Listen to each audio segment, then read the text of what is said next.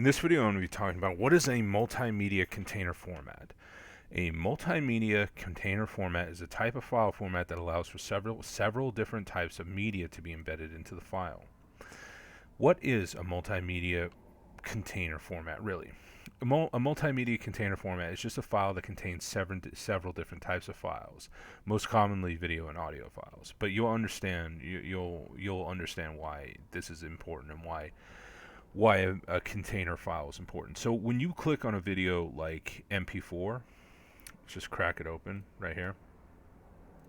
So if I go to MP4, okay, so what the deal is, what actually is going on is I'm not that stream, right? So I'm hearing audio and video at the same time. I said jog right! Okay, so I'm hearing audio and video at the same time. When I'm playing an MP4 file, what I'm actually playing is the container file. The MP4 file is actually the container file, but the audio and the video are both two separate files located inside the MP4 container file. So that's how it actually works. So when you play this, I mean it's the same for MOV, it's the same for MPG. Right. It's the same, so on and so forth. These are all container files. They all contain audio and video. They are container files, multimedia container format files. Why does multimedia files need to exist? When you play a video file like MP4, what happens is when you click on the file MP4, that file is activating three different files: the video file, the audio file, and the metadata.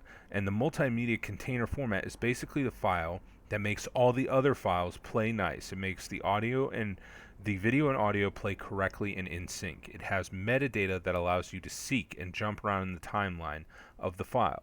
So say, for example, let's go back to our little thing here. Example, I would not be able to do this. I would not be able to jump around. See this? See how I'm able to jump around? I would not be able to do that without the MP4 container file. I wouldn't be able to do that. That's part of the metadata that comes with an MP4 container file. Basically makes all the other files play nice. It makes the video and audio play correctly and in sync.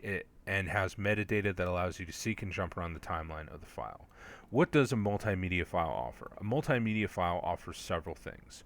One, stream encapsulation, which means one or more media streams can exist in a single file.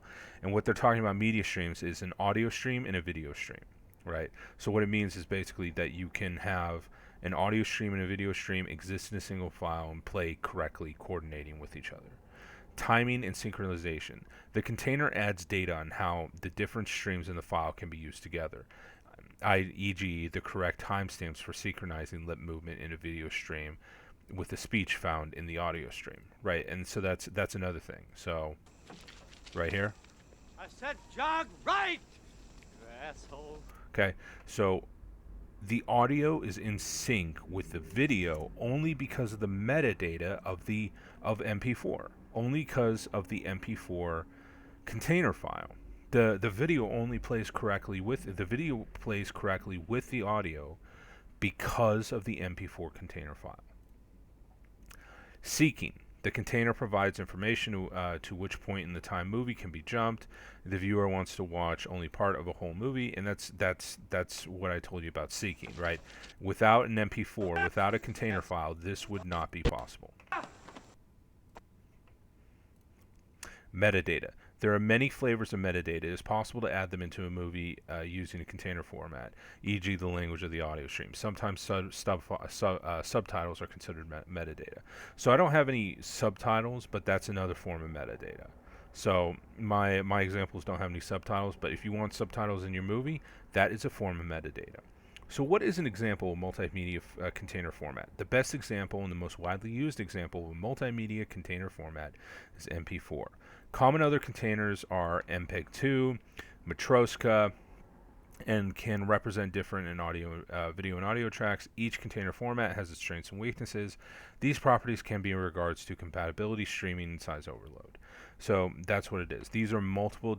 Every single one of these is a multimedia container format. It's a file where several other files live inside, and that file, the MP4, the MOV, that WebM, all these files